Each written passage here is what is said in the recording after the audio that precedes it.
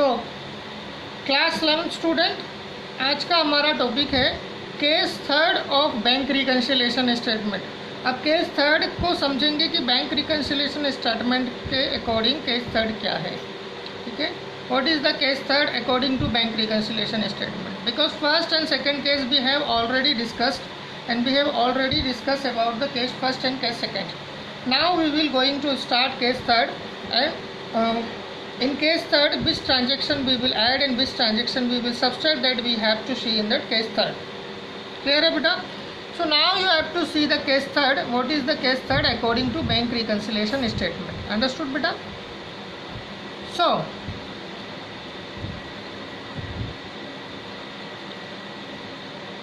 case third, case deposited but not collected credited by the bank, this is the transaction. ठीक है, पर transactions हम add करेंगे या लेस करेंगे, और क्यों ऐड और क्यों लेस करेंगे, और किस बैलेंस में ऐड करेंगे और किस बैलेंस से सब्सिट्यूट करेंगे, ये भी हमें थोड़ा सा समझ लेना चाहिए। बेटा केस थर्ड आपका स्टार्ट हो रहा है बैंक ओवरड्राफ्ट से, so that you have to starting the case third you are going to start with the bank overdraft balance. ठीक है, बैंक ओवरड्राफ्ट बैलेंस से हम केस थर्ड को स्टार्ट कर रहे हैं। तो बैंक ओवरड्राफ्ट बैलेंस क्या है बेटा, मतलब the bank is showing overdraft balance in current accounts. Some banks are providing to the businessman one facility, that is the overdraft facility. Overdraft means businessman can withdraw the excess amount of their deposit.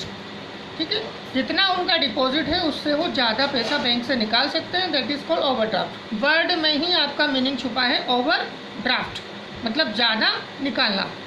ठीक है, मतलब ज़्यादा पैसा यदि bank से निकाल लेते हैं जितना कि उनका डिपॉजिट था, so that will be called overdraft. ठीक है, and this is the type of liability of a business.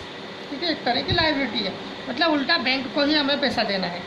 Clear है, मतलब हमारी कैश बुक ये शो कर रहा है कि हमारा नेगेटिव बैलेंस है बैंक में, मतलब बैंक को उल्टा हमें देना है। मतलब बैंक का ओवरड्राफ्ट कितना है कैश बुक के अकॉर्डिंग, वो हमारा क्वेश्चन का स्टार्टिंग बैलेंस होगा। और पासबुक उसे कुछ और बैलेंस बताती है, मतलब पासबुक में जब हमने एंट्री कराई, हमने बैंक स्टेटमेंट निकाला, पासबुक एंट्रीज कराई, तो पता चला कि कैश बुक कुछ और बैलेंस बता रही है एंड पासबुक कुछ और बैलेंस बता रही है। So in that case cash book is showing another balance and passbook is showing another balance, and why the difference is there? ठीक है, डिफरेंस क्यों है इसको हम जानने के लिए ही बैंक रिकन्सिलिएशन स्टेटमेंट बनाते हैं बेटा। ठीक है, सो हमें स्टार्टिंग बैलेंस जो है हमारा नेगेटिव है अकॉर्डिंग टू कैश बुक, और हमारा आंसर जो होगा वो भी एक नेगेटिव बैलेंस ही होगा लेकिन अकॉर्डिंग टू पासबुक होगा। क्लियर है, यही हमारा क्वेश्चन है बैंक रिकन्सिलिएशन स्टेटमेंट पे। पर हम स्टार्टिंग बैलेंस और आंसर इन तक पहुँचे कैसे? स्टार्टिंग बैलेंस से हमें आंसर तक पहुँचने के लिए we will add some transaction and we will subtract some transactions. अब हम कुछ ट्रांजेक्शन्स को ऐड करेंगे और कुछ ट्रांजेक्शन्स को सब्सट्रैक्ट करेंगे, पर वो ट्रांजेक्शन कौन से होंगे? ठीक है, किस ट्रांजेक्शन्स को हम ऐड करेंगे और किस ट्रांजेक्शन्स को हम सब्सट्रैक्ट करेंगे, यही हमारा क्वेश्चन है बेटा, यही हमारा केस थर्ड है। चलिए, तो केस थर्ड क्या है वो हम पढ़ लेते हैं। अब हम ये देखते हैं कि केस थर्ड में which transaction we will add and which transaction we will subtract.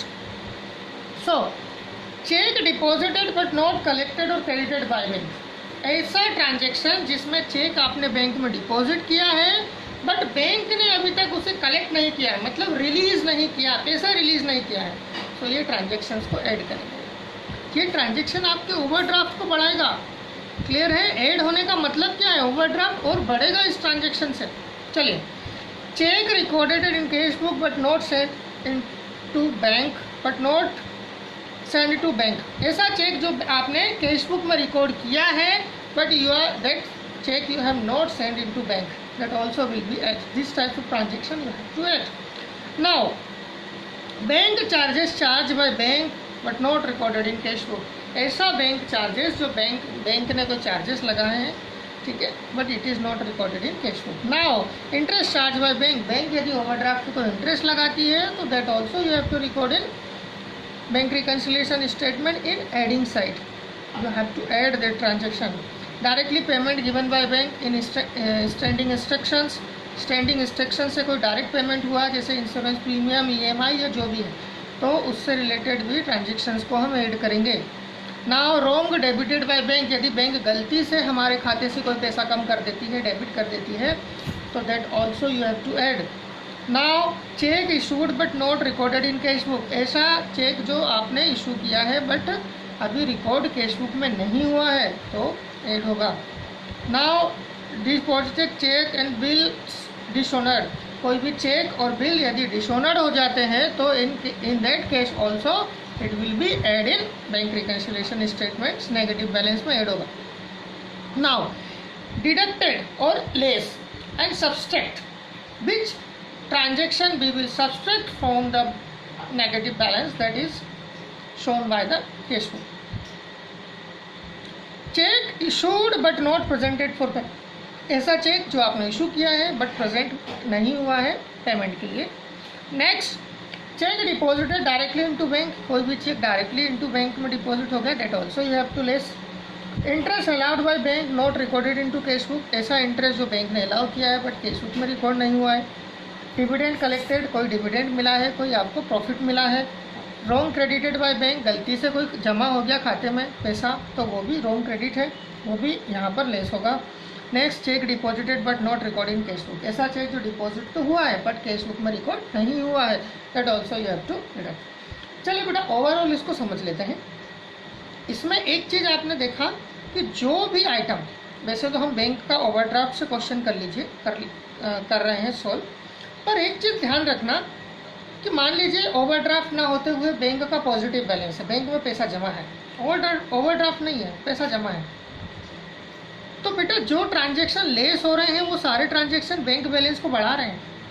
ठीक है, जैसे कि cheque directly deposit into bank, interest allow, wrong credit, जितने भी ये लेस वाले आइटम है यहाँ पर जो सब्सट्रैक्ट में दे रखे हैं, डिडक्शन में दे रखे हैं, डिडक्शन में